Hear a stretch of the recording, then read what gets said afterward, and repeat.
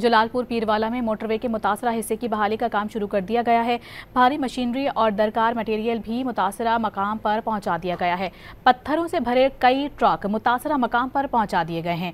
Chairman NHA ने जलालपुर पीरवाला में मुतासरा मकाम का दौरा किया और कम अज कम वक्त में बहाली को यकीनी बनाने के अहकामात जारी किए।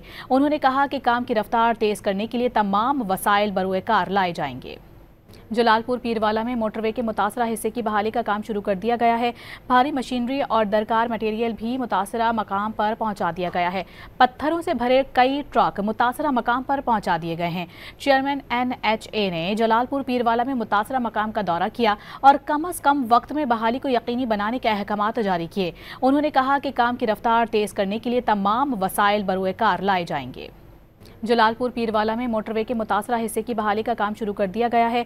भारी मशीनरी और दरकार मटेरियल भी मुतासरा मकाम पर पहुंचा दिया गया है। पत्थरों से भरे कई ट्रक मुतासरा मकाम पर पहुंचा दिए गए हैं।